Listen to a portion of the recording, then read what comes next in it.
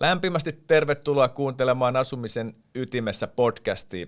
Asuminen koskettaa meitä jokaista. Tässä podcastissa pureudumme taloyhtiöasumisen yleisimpiin haasteisiin ja tarjoamme käytännön ratkaisuja, joilla helpottaa hallinnointia ja parantaa asumiskokemusta. Tänään keskustelemme aiheesta vanhentuneet tavat ja työkalut aiheuttavat turhaa säätöä. Äänessä tutusti Heikki Palmu ja Tomi Hanka. Tosiaan aika tiukka asia taas pöydällä. Paljon on vanhentunutta tapoja ja erilaisia työkaluja ja sieltä varmasti tulee säätöä, mikä arjessa sitten näkyy vähän kaikille haasteina ja ongelmanne. Niin mitäs tähän meillä on lääkkeitä? Niin, isännöinnin ja kiinteistöhallinnon pöytä on täynnä tietokoneen työpöytä ja työpöytä on täynnä paperilappuja ja exceleitä ja sähköpostia ja muuta ja osa asioistahan on ihan annettu ja ei niihin voi vaikuttaa niin kuin lyhyellä tähtäimellä, että järjestelmät on mitä on hallinnon käytössä ja niitä tulee käyttää, mutta sitten pyri vaikuttaa niihin, mihin sä pystyt vaikuttaa. Eli kuitenkin se työpäivä koostuu hyvin pitkälti asukkaiden yhteydenotoista syystä tai toisesta ja yleensä yleisin syy on tietämättömyys asioista, mistä päästään siihen viestintään, eli jos panostat semmoiseen viestintäjärjestelmään, jolla sä tavoitat asukkaat automaattisesti tai sitten niin kuin ad hocina helposti tyyliin yhdellä napinpainalluksella kaikki sun kohteiden, kaikki asukkaat, ettei sun tarvitse jokaista kohdetta erikseen, ei tarvitse tulostella lappuja joka talon lokeroon ja huolto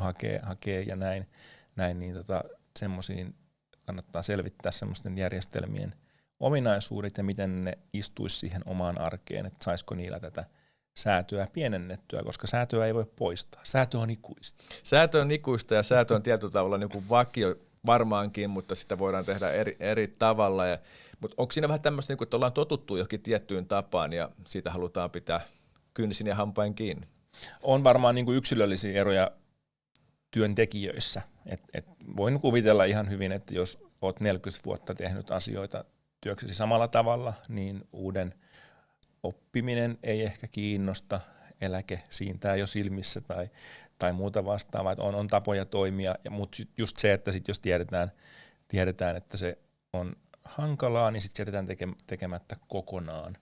Ja sitten taas se, että kun jätetään vaikka viestimättä kokonaan, se aiheuttaa tietämättömyyttä, huhuja, sulle ehkä vielä enemmän töitä, mitä se viestiminen olisi aiheuttanut.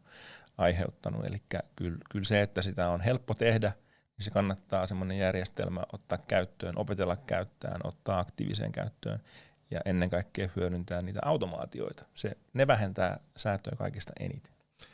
Kyllä. Palaan tuossa hetken aikaisemmin sanoit tuosta, että se päivä täyttyy siitä, että käsitellään niitä yhteydenottoja, jotka asukkailta on tullut. Millä eri kanavilla asukkaat niitä yhteydenottoja ottaa? Voidaanko siihen vaikuttaa, että annetaan niille työkalut, että tässä on, käytä tätä? No just, ne tulee niitä kanavia, mitä on käytössä. Ja yleensä se on puhelin, sähköposti tai jalat, että tullaan konttorille tai soitetaan tai pistetään sähköpostia.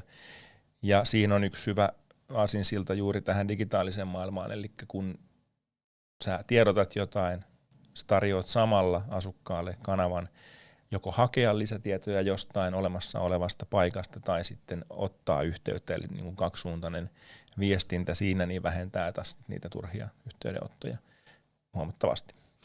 Niin, ja voisi ajatella, että jos viestintä tulee vaikka sinne hallinnointiin tai isännöintiin digitaalisessa muodossa, niin sitä ei enää tarvitse sitten viedä sinne toiseen järjestelmään, vaikka nyt sitä puhelimesta tai sieltä jaloista tai sieltä sähköpostista, vaan se on vähän suoraan siellä järjestelmässä sitten. Kyllä juuri näin, ja sitten niin kuin meidänkin järjestelmä keskustelee kuitenkin kiinteistötieto- ja isännöintijärjestelmien kanssa, eli ei myöskään tuo niin kuin lisäjärjestelmää hallinnon käyttöön. Sitä myöskin monesti pelätään ja tuohonkin asiaan palataan vielä myöhemmissä jaksoissa tähän järjestelmien määrään ja muuhun. Mutta sitten niinku suurimmat hyödyt tietenkin, jos ajatellaan vuokrataloyhtiön isännöintiä, niin se, että jos sulla on useita kohteita ja sulla tulee asia, mikä koskettaa kaikkia, niin se on 3 minuuttia, niin se tieto on kaikilla. Vanha malli, vuokrataloyhtiö, milloin kohteita useissa kaupungeissa, sä teet tiedotteet lähetät joka kaupungin huoltoyhtiölle, joka tulostaa, vie, laittaa, näin. Niin se on historiaa, jos niin halutaan. Kyllä. No tuosta maukas aasinsilta vastuullisuuteen, se on asia, mikä puhuttaa tavalla tai toisella jokaista toimialaa, missä yhteiskunta pyörii, niin miten viestinnässä vastuullisuus sun mielestä näkyy ja toteutuu, vai toteutuuko se? No vastuullisuus näkyy kyllä monellakin tavalla tietenkin, että jos lähdetään ihan siitä, että ei tarvitse kaataa puita sen takia, että toimitetaan viestitaloon tai polttaa dieseliä sen takia, että viedään taloyhtiöön tiedotteita. Toki siinä jää porrastreeni huoltomieheltä tekemättä, että se on se ainoa huono puoli, jos siirrytään digitaaliseen maailmaan. Sitten tietysti digitaalisuus myös parantaa yleensä yhteisöllisyyttä, jos palvelut otetaan käyttöön niin kuin vähän laajemmin, eli että asukkaat voi olla yhteydessä toisiinsa, tulee yhteiskäyttötavaroita muita, mitkä taas niin kuin vähentää päästöjä sitä kautta, että ei kaikkien tarvitse omistaa, kun voi myös lainata tyyppisesti. Ja sitten energiajohtaminen, digitaalista viestintää voidaan kytkeä taloyhtiön kulutustietoihin, vuotohälytyksiin, muihin. Tätä kautta voidaan vaikuttaa toivon mukaan asukkaiden käyttäytymiseen ja kulutus laskee, jolloin taas sitten tuotetaan vähemmän päästöjä ja se on niin kuin positiivinen asia kaikkien puolesta. Sitten ehkä vielä heittäisin tähän vähän sivuten, että niin kuin virheiden korjaaminen digitaalisesti myöskin on aika helppoa ja eikä tuo lisää päästöjä, että jos tulee väärät tiedot tai jaetaan väärään taloon tai muuta, niin koko jumppaa ei tarvitse tehdä uudestaan. Niin ja toisaalta se, että jos se paperilappu on, mikä sinne postilaatikosta livahtaa sisään, niin millä se voidaan taata, että se on tallessa myöskin sitten huomenna sillä asukkaalla?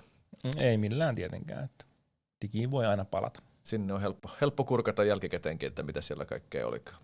No miten toi yhteisöllisyys näkyy siellä taloyhtiön maailmassa? Miten sitä voidaan korostaa? Mitä sillä saadaan aikaiseksi?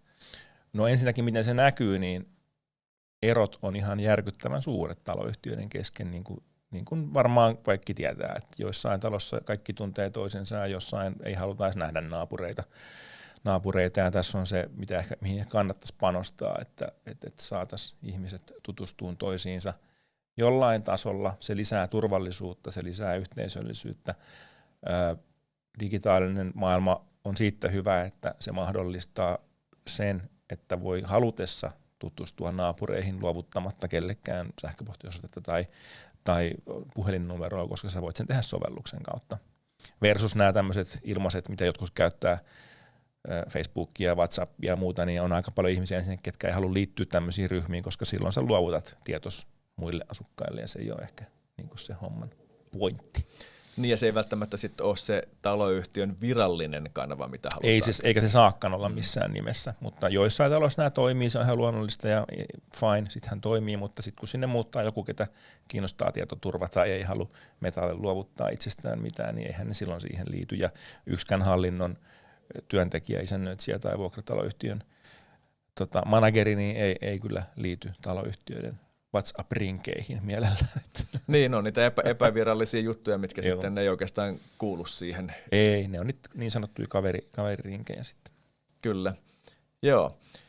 Tämäkin on tämmöinen aihe, mistä voitaisiin niinku höpötellä vaikka kuinka pitkään ja jätetään vähän herkkuja myöskin tuonne tuleville jaksoille. Ja kiitos taas, kun kuuntelit tämän jakson ja ensi kerralla ollaankin vähän pedagogin maailmassa ja otetaan käsittelyyn semmoinen aihe, että onko isännöinti tai isännöitsijä kasvattaja. Ja kannattaa ottaa tämä meidän podcasti seurantaa ja taas sitten kuulet ja näet ja huomaat, kun seuraava jakso on livenä ja niin päästet sitten myöskin ajan hermolle näiden meidän asioiden parissa paremmin. Ei muuta taas kuin ensi kertaa.